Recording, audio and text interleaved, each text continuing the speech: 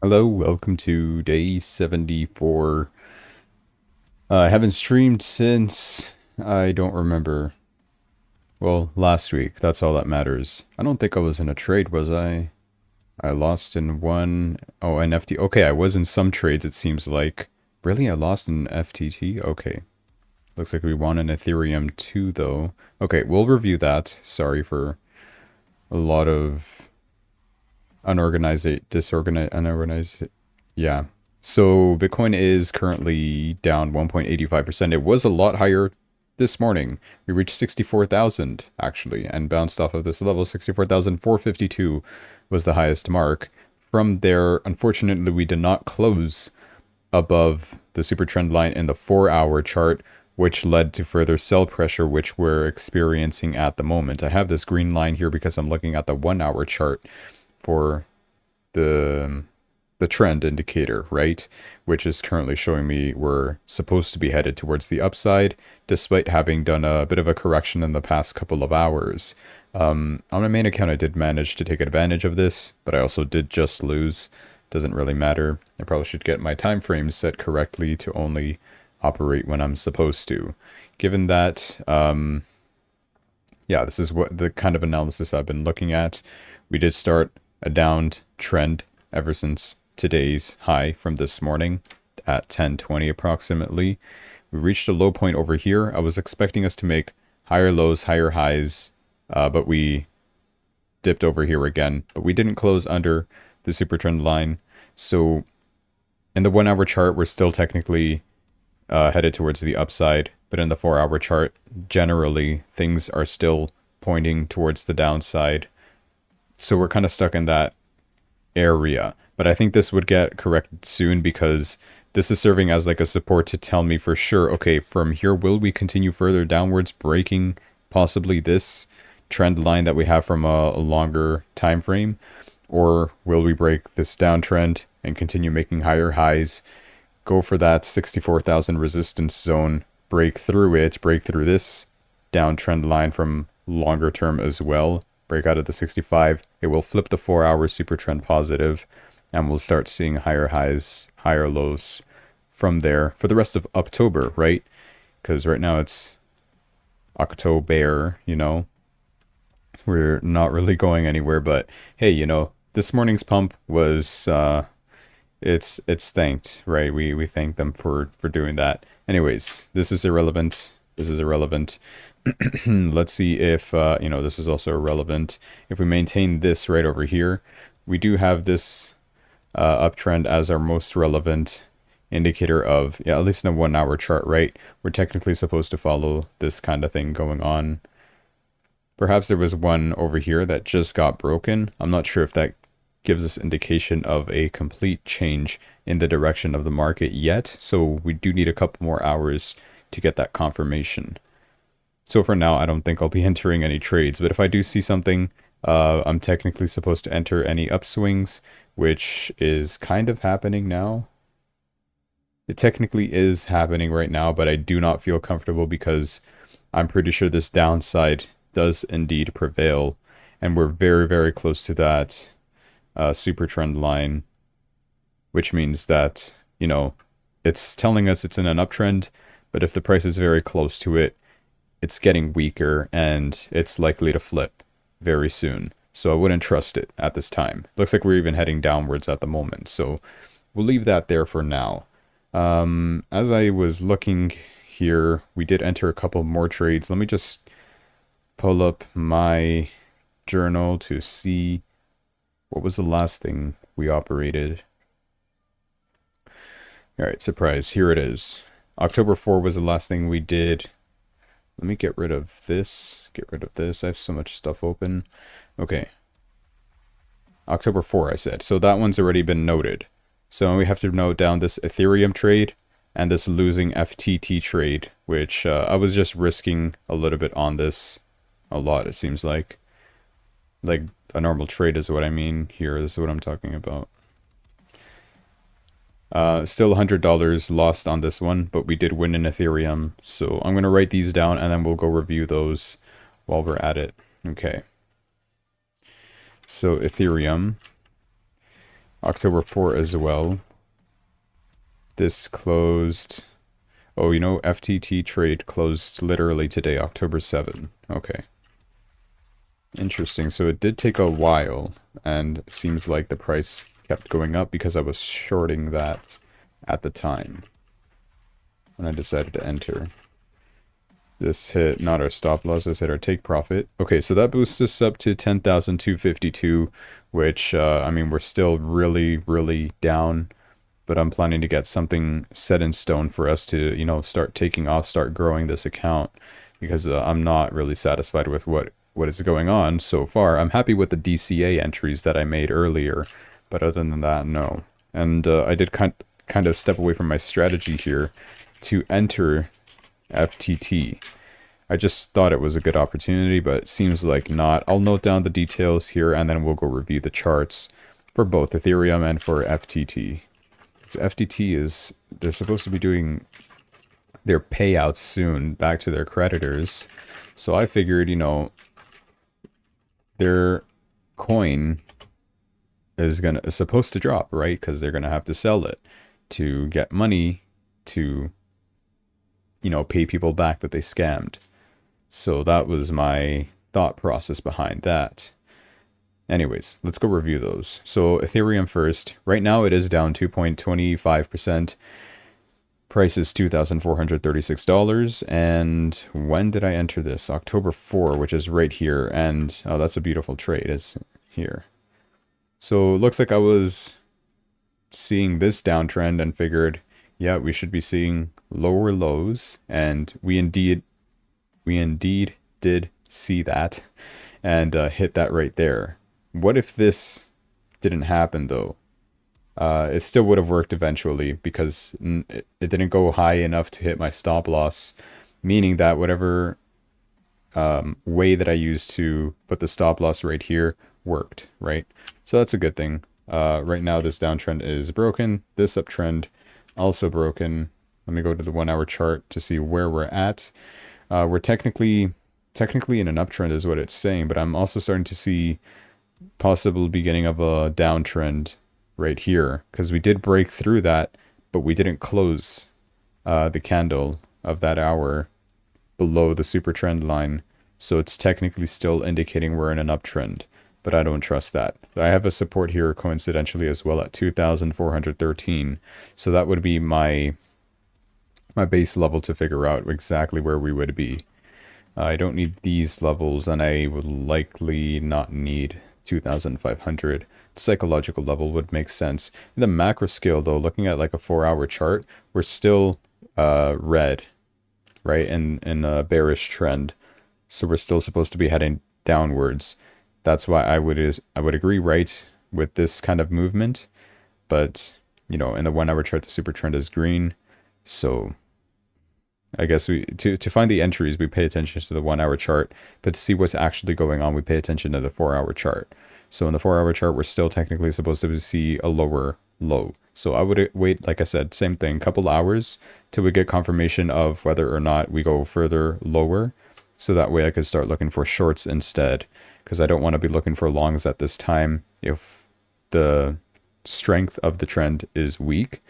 So yeah, just want to avoid any losing trades. Good morning, Bradley. It's not morning. You just made me say good morning. It's 9 o'clock. It's 9:11. Anyways, good one. So yeah, I also do want to check FTT. What happened? Oh, it's up 6% today, so that explains it. A huge volatility spike. I entered here. I guess I did. Yeah, I entered here. It looks like we were positive, we were negative. I was probably expecting too much from it. Definitely. And then we had this huge volatility spike today. Why? I don't know, literally just a couple hours ago. And then it started heading downwards again. So whatever, we lost in this. It was a gamble anyway. It wasn't necessarily any specific fundamentals behind it. And also the super trend line is absolutely strange with this. So yeah, there's obviously something going on behind the scenes that I was not paying attention to. Although I am curious, would a 1 to 2 have worked? I'm assuming not, because I used a 1 to 3. Yeah, no, 1 to 2 would not have worked anyway. 1 to 1, probably, if it hit this first and then spiked upwards, I would have been saved. Regardless, I'll never touch this coin ever again. Let's look at Solana. Is down 2.99%, almost 3%. Same kind of thing, right? 1 hour chart, we're seeing it's bullish, but 4 hour chart should be bearish still. Okay. Its price is $144.75, which that's still not too bad. But, you know, I'd like to see it. If lower, let me buy it. If higher, yeah, keep going higher. The issue with Solana is that it has a good competitor now, which is Sui Network, which I have been reviewing. So I think it might be a time to start investing in Sui. Let me see. 8% up today, like out of nowhere. So crazy movement with Sui. I have been analyzing it. I should have bought over here. Yeah, October 4, October 5. I could have made some good profit today if I had purchased, but I was too nervous too because it's been going up a lot, too much actually. It's resemblant of like what happened with Toncoin.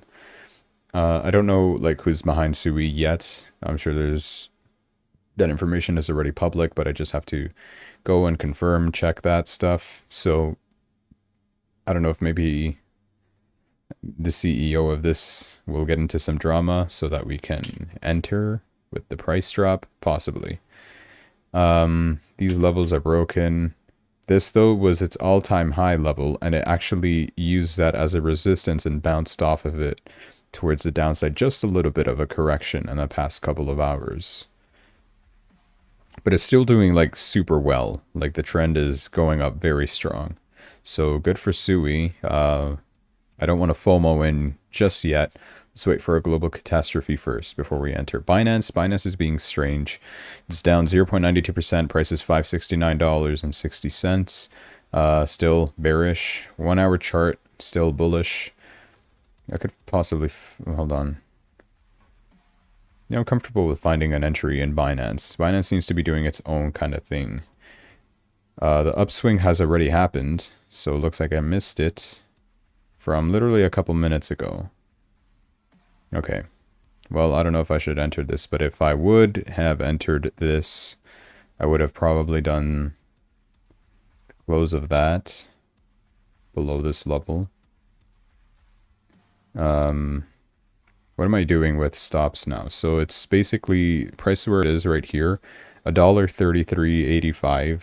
We're subtracting that from this, so I'm pulling out a calculator, which is 563.2067 minus, right? Yeah. That amount that I said, which was 1.3385. 1.3385. So our new stop loss would be the result of that, which is 561. Gives us that little bit of a difference from that low to our new stop level, which will now be here. You know what? Let's just enter, because I feel like this will still go up. It's probably risky to do it, because we are seeing a bit of a downtrend form. Actually, no, I don't feel comfortable entering this still. If I would have entered, though, it's going to look something like that. And I feel like I'm asking too much from this already. We'd have to go as high as where we were at 10 o'clock, which is not likely to happen unless Bitcoin does the same. And I already reviewed Bitcoin. It seems like it is not going to be doing that. And we would have to break this downtrend to continue upwards. Although if we do break the downtrend, it would be sufficiently volatile to continue upwards. But in the meantime, the downside prevails even in the 4-hour chart. So I'm leaving that. But you know what? I'll just keep this drawn here just in case. But I'm not actually entering this. Okay, that's all we have for our top 4 coins. I'm really starting to dislike Binance. I want to find something else. Maybe Sui. Maybe. Anyways, let's get to some news here. So while I was gone, Emmanuel Macron, president of France, he said, we don't call for a ceasefire while continuing to send weapons. He's basically saying that he's no longer going to be giving weapons or anything like that to Israel due to the conflict in Gaza and Lebanon, which Netanyahu took that personally. And that same night, they bombed a French-owned Total Energies gas in Beirut. Happened less than 24 hours after Macron requested that support to Israel be stopped. So he basically slapped him in the face. He's like, no, you, and take that. So there you go. Bombing Lebanon. It's still looming in the background that Israel is supposed to retaliate against Iran. Israeli security cabinets pretty much already confirmed that, but we just don't know when, and it seems like they're giving them a bit of a taste of their own medicine to Iran, because Iran did the same kind of thing to Israel back in, I don't remember if it was August, I think, that they were going to retaliate because the Hamas leader died at that time. And it turns out they never retaliated. Iran never attacked Israel until last week, right? Last week they just did it without warning. But United States agencies were able to detect that the attack was about to happen, so they were still prepared, kind of, right? When questioned as well, like, okay, what is Israel going to attack against Iran? People were like saying, oh, it could be the nuclear facilities, or it should be, their oil, natural gas reserves, which would attack them economically instead. But Biden basically leaked like, yeah, we're talking about attacking oil and gas, oil and, yeah, natural gases reserves, right? So that they would be economically unstable again, right? Because now Biden kind of agrees with Trump on the part that Iran is supposed to be broke, otherwise they're going to be funding terrorism in the Middle East. So from that, Donald Trump said, why would Biden say to attack oil and natural gas? He should be attacking Iran's nuclear facilities. It's the biggest risk we have, is what he says. To make this statement, please leave their nuclear alone, that is not the right answer. Soon they will have nuclear weapons, and then you will have problems.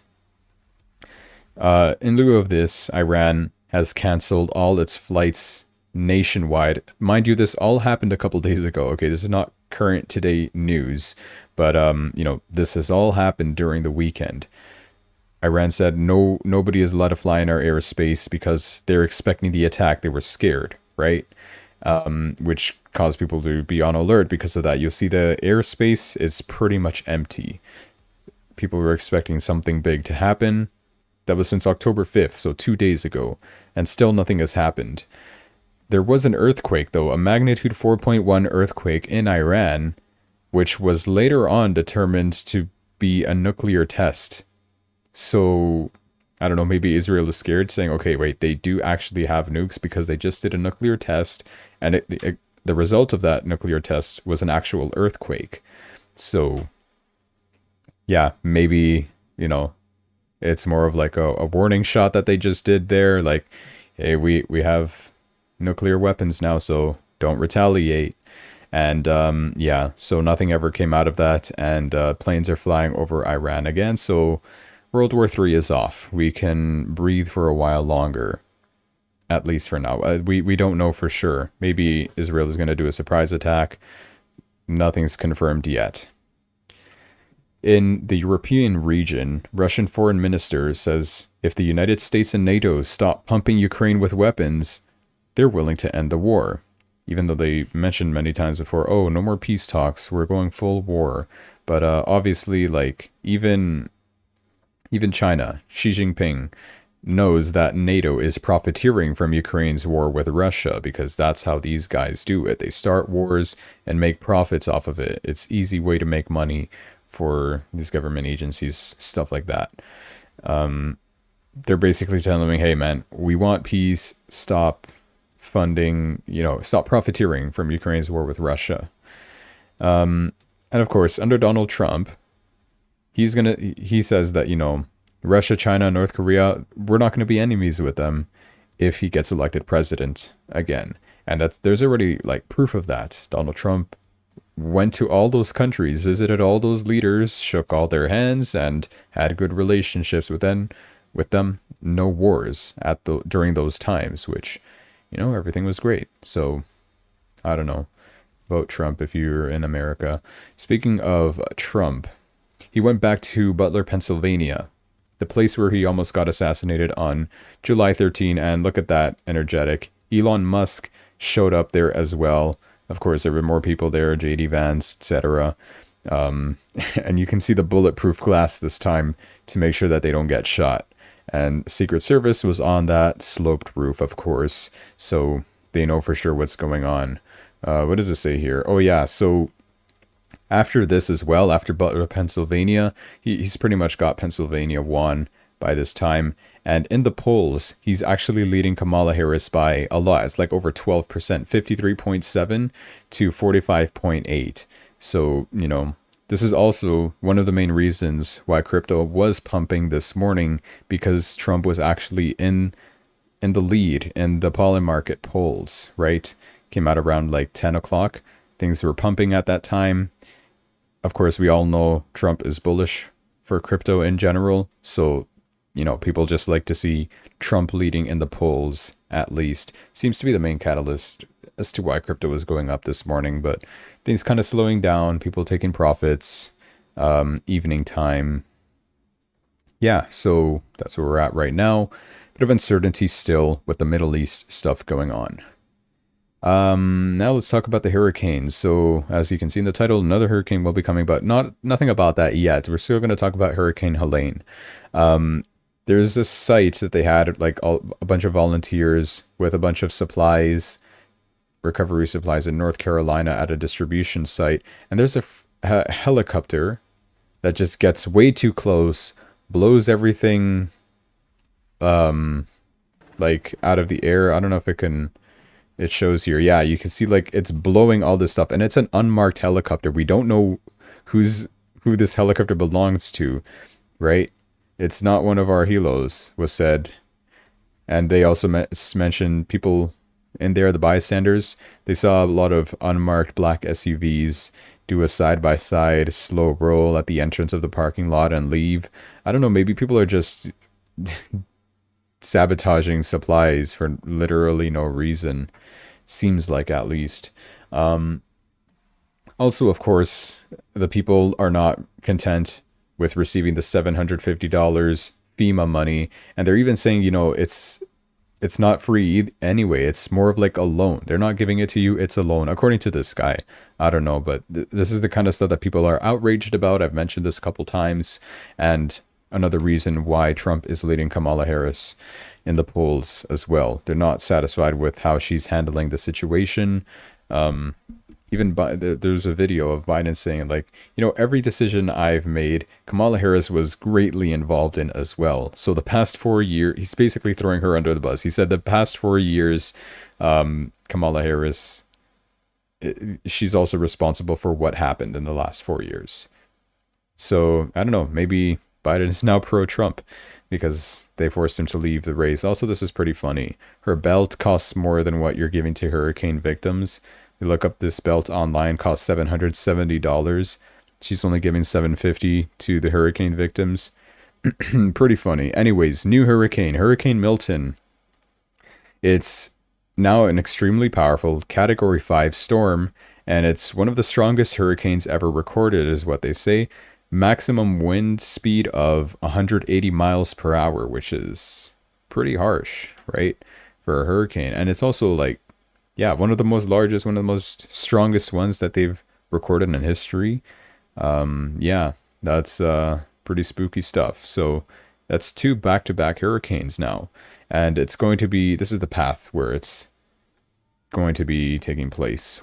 Tuesday, Wednesday, Thursday, Friday, Saturday. So yeah, a lot of evacuations are underway in Florida. People are running away. And Joe Biden has declared a state of emergency in Florida as Hurricane Milton approaches and has ordered federal assistance. Let's see if they handle this one maybe a little bit better. Apart from hurricanes and politics, let's talk about finances. This is mainly for stock market news, if you guys do stock market anything. We're getting, well, this already happened today, I guess. NVIDIA AI Summit was today, Monday. Tomorrow we're getting earnings for PepsiCo. Fed FOMC minutes is happening on Wednesday. Thursday, we're getting some important CPI inflation and jobless claims. What else is happening? Tesla robotaxi event, AMD AI event. And then Friday is also important inflation data day for US PPI inflation and consumer sentiment. And then they're also getting JP Morgan earnings. So it's pretty packed by the end of this week with a lot of news that will definitely have an impact on the market, especially Friday. So Friday would be a very, very important day because from there it will determine how much of a rate cut we're able to get by next month, right? Next FOMC meeting is in 30 days, exactly 30 days from now, right after elections, it seems like. And by the looks of things, we're likely to get a 25 basis point cut and 86.6% chance. This was a lot higher. It was like 90. And before this, we actually had the chance to get a 50 basis point rate cut. And now that's no longer a possibility. Now people are looking for a 25 basis point rate cut, and they even included the chance of maintaining the current rate as a 13% chance of that happening, like the Fed announcing no rate cuts, which I'm sure people will not like that, but a 25 basis point rate cut I feel like is appropriate at this time. And then another one in December, sure, looks good as well. These are the probabilities for December. 4.25 to 4.50, hold on. Yeah, so another 25 basis point rate cut by December is the highest probable outcome at this time. If it was a 50 basis point, it's a 15% chance of that. Or if we only get one rate cut in November and we stay at that, is an 11% chance of that happening. That's all we have for that. This is also interesting is if Donald Trump wins, there's a lot of speculation now that Robinhood's chief legal officer will be replacing Gary Gensler as the Securities Exchange Commission chair under Trump administration. So that's Dan Gallagher. He can take over the SEC chair if Trump wins, which would potentially bring a pro-crypto shift in regulation. If you don't know, this is the current guy, Gary Gensler. He's very anti-crypto. He even reopened this Ripple case. He appealed the XRP case again. So who knows, maybe that'll carry out until 2025. He's always people are mad at him as well for wasting resources on attacking crypto projects that he keeps losing those cases, right? He already lost the Ripple case, but he's already appealing it again, especially right after they have filed for an ETF for XRP. But yeah, Donald Trump said he's going to fire this guy on day one. If he's firing him, who is he going to be replaced by? People are hoping that it's Robinhood's CLO, Chief Legal Officer, which would be interesting. If you don't know what Robinhood is, it's another exchange or a broker, I guess. You could buy stocks, you can buy crypto on that. So, somebody that is pro-market, I guess, won't be bothering crypto as much. So it'll let everything rise in peace, hopefully. So that's that. Argentina is possibly going to follow El Salvador's strategic Bitcoin treasury, which will be a good thing. More countries buying Bitcoin. If you don't know, El Salvador, this guy, Nayib Bukele, is always buying one Bitcoin every day. That's his strategy. Just buy one Bitcoin every day, regardless of the price. And he's very much in profit because he's been buying, especially when Bitcoin was like $20,000, $30,000, all during that period of time in 2023. And Argentina, well, these guys are good buddies. So Javier Milei will most likely adopt that as well because Argentina was not doing that great economically. They had so much inflation. I'm pretty sure something about the Federal Reserve was handled by the government and not by the central banks, something like that. So yeah, I don't know, maybe Bitcoin will solve their inflation problem because what's the best hedge against inflation? That would be Bitcoin, of course. So there you go. Here's also very good news and might interest me, perhaps.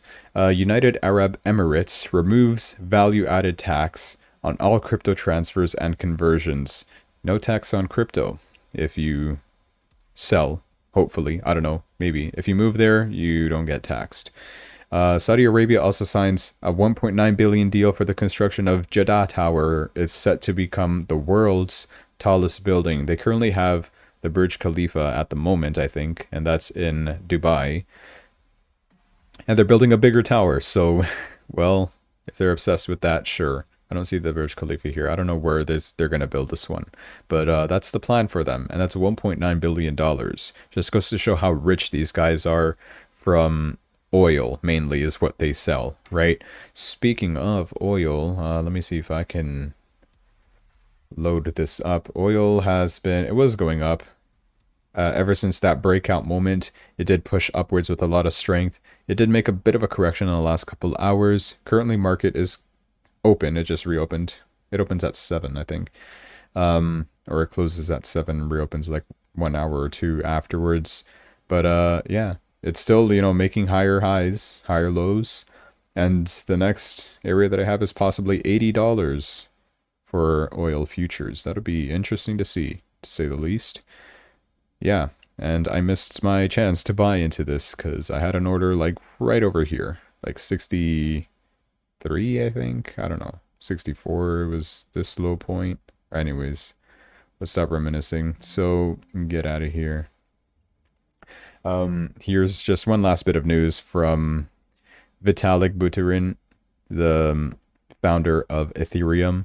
He sold 10 billion Mudeng, I don't know what that is, for 308.7 Ethereums, and he donated 260 Ethereums to charity, highlighting the positive impact meme coins can have on the world. Okay, so this is a meme coin, and this is his little statement saying, thanks for all the meme coins you guys donate, and he gives those directly to charity anyways.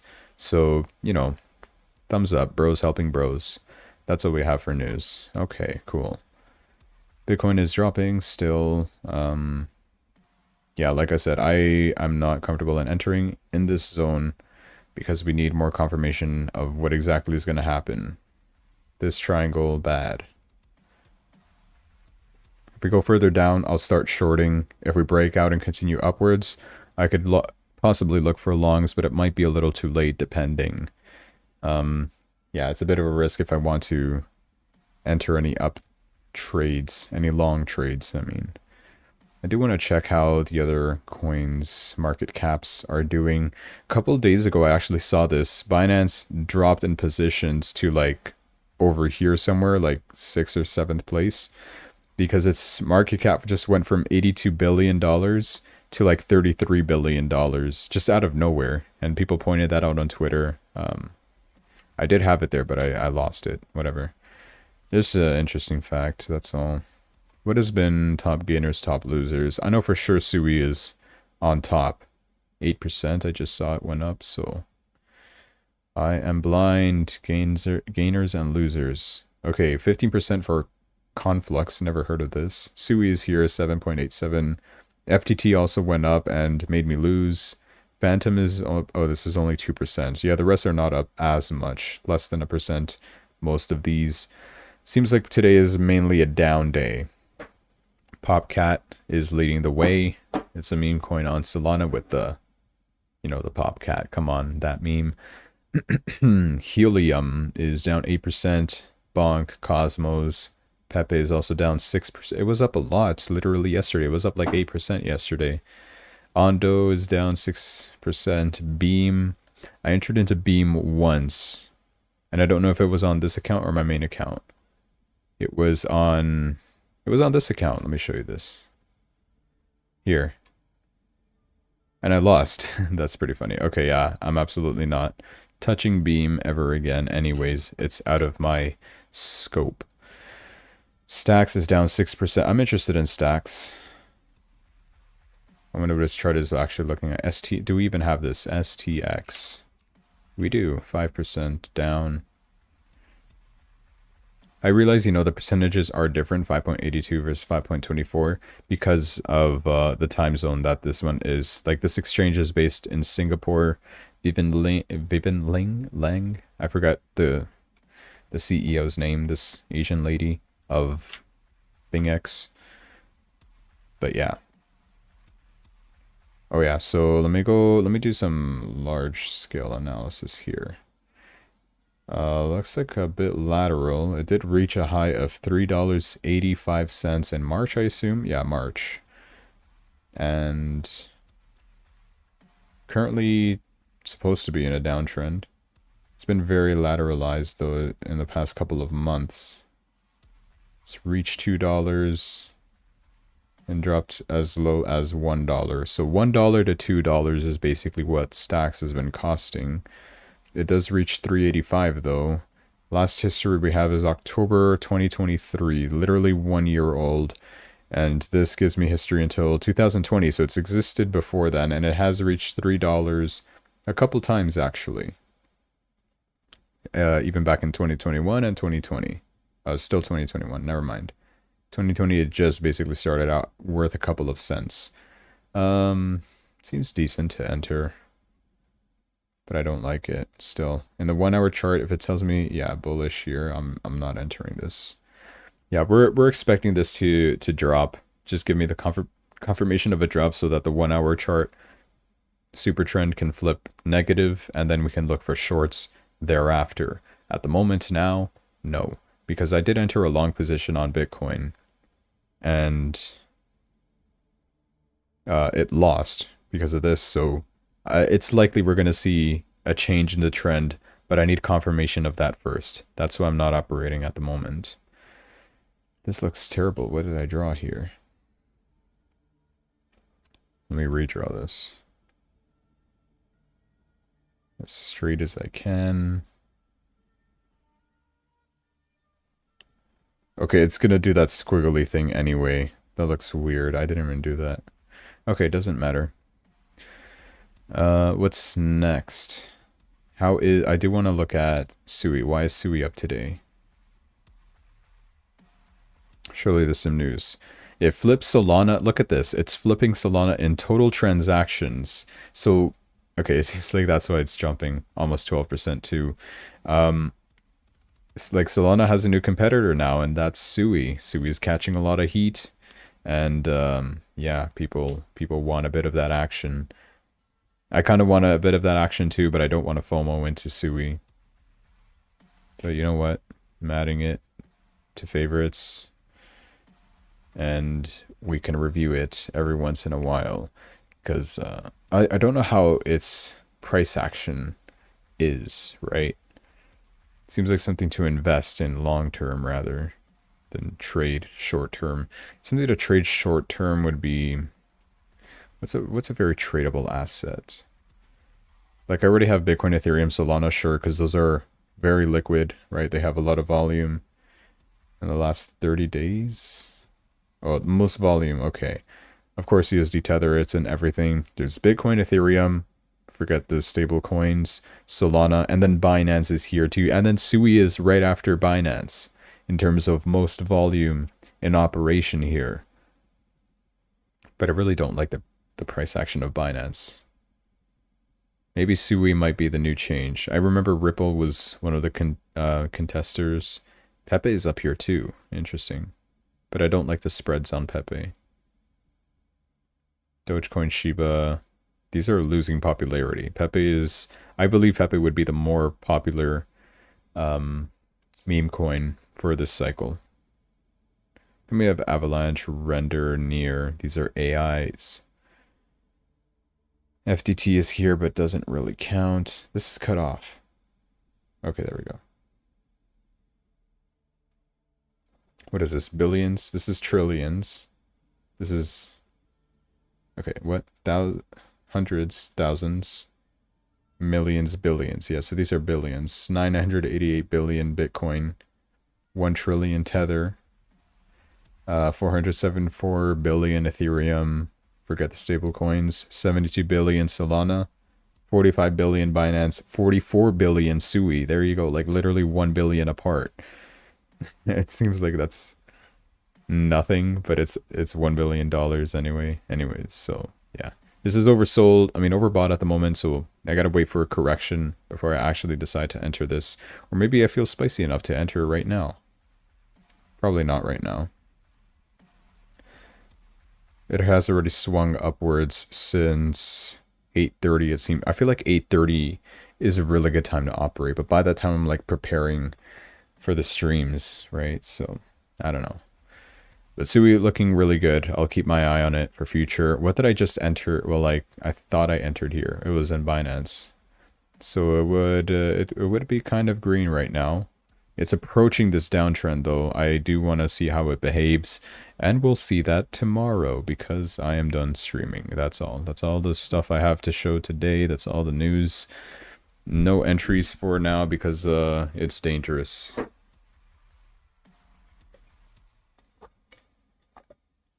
I feel like I just want to enter when I know for sure. Well, you'll never know for sure, but when you're more leaning towards one thing and you have a lot of reasons to support why you think the price will go into one direction, along with the indicators that you're provided, sure, that would be an optimal time to enter. And that happened this morning and just now as well. I deleted the trades from here, but where did I enter? I entered like somewhere over here. It was something like this. Right?